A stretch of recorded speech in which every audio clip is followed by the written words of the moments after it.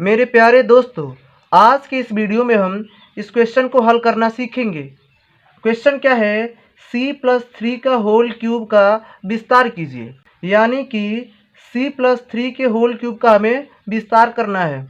अब ज़्यादातर बच्चों को कन्फ्यूजन रहता है कि इसका हमें विस्तार कैसे करना है कि नहीं? कन्फ्यूजन रहता है कि आखिर इसका विस्तार कैसे करना है। तो दोस्तों, इसका विस्तार हम स्टेप बाय स्टेप समझेंगे। तो मैं आपसे रिक्वेस्ट करता हूं कि आप वीडियो को अंत तक देखें, ताकि आपको समझ में आ जाएगा कि इसका हमें विस्तार कैसे करना है। तो चलिए दोस्तों, हम स्टार्ट करते हैं। तो दोस्तों, सबसे पहले हम यह देखें कि क्वेश्चन क्या है। क्वेश्चन है कि c+3 का होल क्यूब है। ठीक, तो दोस्तों एक बार इसको देखिए और एक बार अपने इमेजिन कीजिए कि यह किस रूल पर यह सेट हो रहा है। एक रूल होता है, बीजगणित का रूल होता है, एक a+b का होल क्यूब।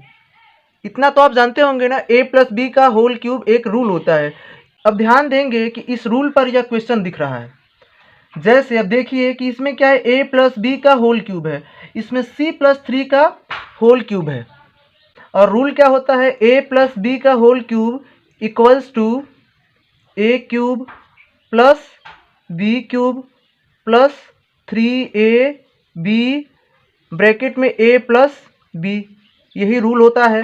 अभी हम थोड़े देर के लिए इसको हम अवॉइड करते हैं, केवल अभी हम इसको समझते हैं और ये समझते हैं। अब ध्यान देंगे कि यह c+3 का होल क्यूब है और यह a प्लस b का होल क्यूब है। इसमें जो है a है, इसमें c है, इसमें b है, तो इसमें 3 है।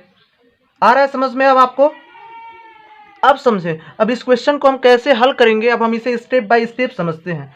तो देखिए, अब लिखेंगे हम, यहाँ पे लिखना पड़ेगा c+3 के होल क्यूब की a प्लस b के होल क्यूब से तुलना करने पर। आ रहा है समझ में आपको कि इसकी तुलना हम किससे करेंगे? a+b के होल क्यूब से हम तुलना करेंगे। जब तुलना करेंगे तो देखिए हमें क्या मिल रहा है। तो लिखेंगे हम, जहां हमें क्या मिल रहा है, a बराबर, देखिए अब यह a है तो यहाँ पे क्या है, c है, तो a बराबर हमें c मिल रहा है। और इस b के स्थान पे हमें क्या मिल रहा है, देखिए b है तो यहाँ पे 3 है, तो लिखेंगे यहाँ पे हम 3। तो जहाँ a बराबर c और b बराबर 3 मिल रहा है। तो ध्यान से समझिएगा। अब इसके आगे क्या लिखेंगे हम? अब एक लाइन और हमें लिखना पड़ेगा। क्या लिखेंगे? अब लिखेंगे अब a और b का मान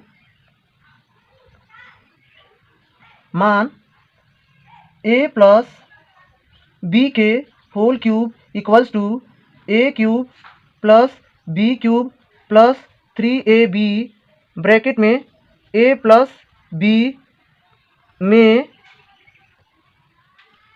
रखने पर। आ रहा समझ में यहाँ तक आपको? अब देखिए क्या कह रहा है कि अब हम a और b का मान, जैसे a का मान c और b का मान 3 का मान a प्लस b के whole cube equals to a cube plus b cube plus 3ab bracket में a प्लस b में हम रखेंगे। तो इस रूल में हम इसके मान को हम रखेंगे। तो क्या है, पहले रूल लिखेंगे। तो रूल क्या है, देखिए a प्लस b का whole cube equals to a cube plus b cube plus 3ab bracket में a प्लस b। यही रूल है। अब देखिए, अब क्या करेंगे हम, a और b का जब हम इसमें मान रखेंगे तो जहाँ जहाँ यहाँ पे a है इसमें, वहाँ वहाँ हम क्या रखेंगे, c रखेंगे, और जहाँ जहाँ b है वहाँ वहाँ हम 3 रखेंगे। क्लियर?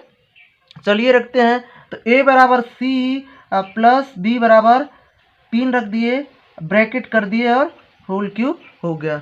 इक्वल्स टू a का मान c है तो लिखे c क्यूब प्लस b का मान 3 है तो 3 क्यूब प्लस 3 लिखे, a का मान c है तो c लिख दिए, और 3 और c के बीच में हम क्या कर दिए, गुणे का चिन्ह लगा दिए। फिर b का मान क्या है, 3 है, तो फिर c और 3 के बीच में हम गुणे का चिन्ह लगा देंगे, और उसके बाद इसके में हम c प्लस 3 लिख देंगे। क्लियर? यहाँ तक समझ में आ रहा है आपको? आगे समझें। आगे क्या करेंगे, इसका क्यूब करेंगे तो देखिए क्या होगा, सी क्यूब हो जाएगा प्लस यह नंबर है 3, तो 3 का जब क्यूब करेंगे तो क्यूब का मतलब क्या है कि जिस नंबर पर जितना घात उसको उतना बार लिखेंगे और उतनी बार हम गुणा कर देंगे। तो 3 है, 3 के ऊपर 3 घात, तो 3 को हम 3 बार लिखे और गुणा करेंगे। तो चलिए 3 3 9 9 3 27। अब इस 27 को इसके जगह पे हम लिख सकते हैं, क्लियर। फिर यह प्लस का चिन्ह लगाएंगे।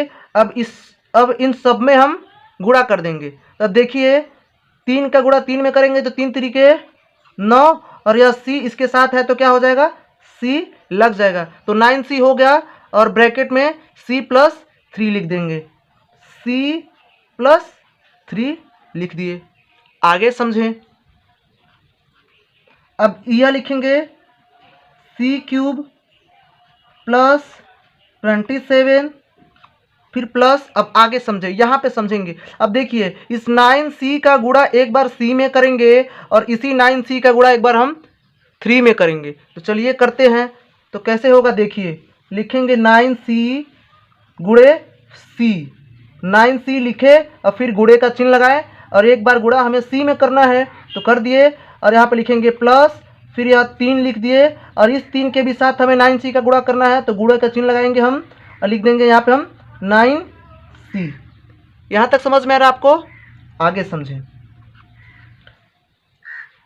हो जाएगा ये c क्यूब प्लस 27 फिर प्लस, अब देखिए इसका गुणा हमें करना है तो 9c से c में जब गुणा करेंगे हम तो देखिए यहाँ पे केवल 9c है और इस c के आगे 1 है तो 9 एकम 9 हो गया। अब इस c में जब गुणा करेंगे तो गुणा करने पे क्या होती है, घातें आपस में जुड़ जाती हैं।